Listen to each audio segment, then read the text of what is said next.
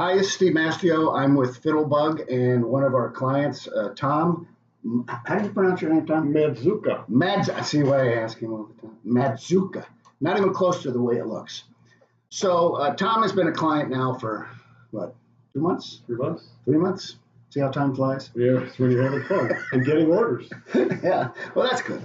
I wanted to get Tom on film because he's had some pretty good success for Chem-Dry right out of the bat. But I first want to tell you how I found him. I didn't come out here, and he didn't call me, and I didn't come out here to try to sell him. I came out to try to learn more about Chem-Dry. And by the time I got back to my office, he had called and said, "I'm in. I want to get this." And because I told him we were a preferred provider now, a preferred alliance partner, they call it. And so anyway, I want others to know what Tom thinks about FittleBug. So let me just ask him a couple of questions. First of all, how long have you been in business with Chem-Dry? 16 years now. Chem-Dry of Stratford. Yep. Chem-Dry of Stratford. He services my local area. Why were you so interested in FittleBug immediately?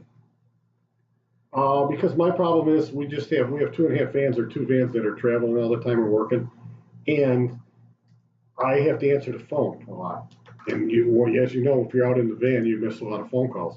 With this, I found as soon as he came in and showed me, I liked it because now I can walk away from the phone, either work or take a day off or do other things, and still people are ordering online. So, are you surprised? To date, we just checked it before we went on here. He's got like $9,700 and 36 orders in the last. I was just a little leery because I'm still old-fashioned where you like to talk on the phone and have people call and do your sales pitch. But and then write it in this, I guess. Huh? What are you going to do with this thing? Can I have the folder when you're done? It's a souvenir. Yeah. But I was a little leery, but it seems like nowadays people don't have the time to talk on the phone. They'd rather just get online and order from there. And if you got the pricing set up right, I think you'll do fine. What's the most surprising thing so far that you've done that either you have discovered or possibly clients have told you about what you're now offering them? They tend to upsell themselves. They go in there and they maybe want a couple rooms, some perk done, and all of a sudden it's a $1,200 bill because they added a lot of other things, upholstery. So do you think they do that because of your charm, or do they do that because they're not feeling pressure? They're just having fun. I mean, they're doing it. There's nobody pushing them up, or no, that's not right to say. Upsell. Cut. There's nobody upselling. There's no one upselling. They're just doing it on their own, so it works out fine. Yeah. They're more relaxed, I think, when they're just sitting at home at 2 a.m. Now, you don't have on-track, although I'm suggesting, and I think you're getting close to getting it, right? Because it'll really, I mean, the combination of on-track and FittleBug really works well. You don't have to have on-track.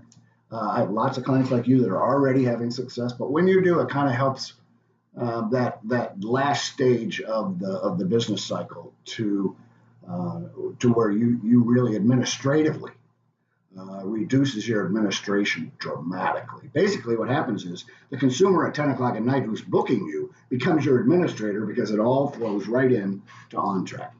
Again, you don't have to have on-track, but if you do, it's a nice combination.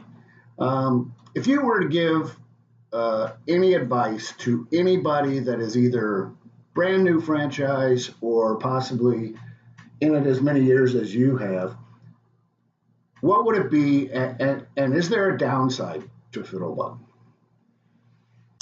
No, not right now. I haven't seen a downside. I haven't been in there long enough, but you just got to stay on top of it, make sure your pricing is where you want it to be, and I think you do fine. Did you find it difficult to do all that? Because I know oftentimes when I'm dealing with clients, the hardest thing to do is think about their pricing and business because they don't do that every day. No, I mean, it's you got to keep an open mind, and you got to say, hey, this is the way the future is going to be, and you got to try it and see what happens. Yeah. You have nothing to lose and a lot to gain. I mean, I used to walk around with this folio on the weekends on a Saturday, and I'm not working. The vans are out, of course, but I still have to answer the phone. I have that folio. Now I don't have to worry about that. I can put that down on the desk and just have people go and order right online. And a good thing there, too, is I find that the customers that do call and don't order online and I don't answer the phone, it goes in the message, they will call right back and then order online. It's like they give that opportunity. First, they want to see if they can talk to you.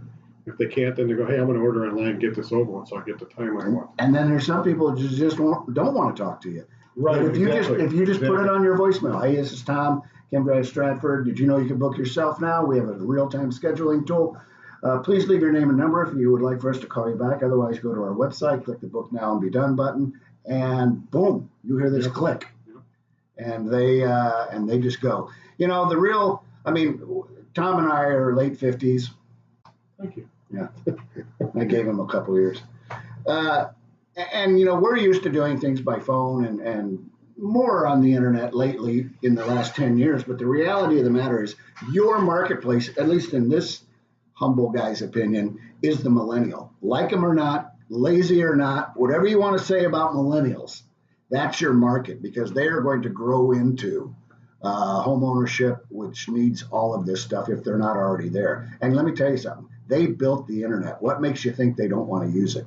If you can't give them what they want, and they're a very selfish group, believe it or not, the studies suggest that. They don't trust anybody, and they like to do things themselves. So if you can give them what they want when they want it, you will create a business that somebody will want, whether it's your son, daughter, or sell it to somebody and have some value with a marketplace built around technology. And I think that's highly underestimated because most people get into business to sell the business, not just to have an income, but to have a retirement at some point. And nobody's going to want a bunch of people that are ready to die. You need to attract the younger group, like us. Yes. Okay, anything you want to say before we cut this thing off? No. All right, we'll see you then.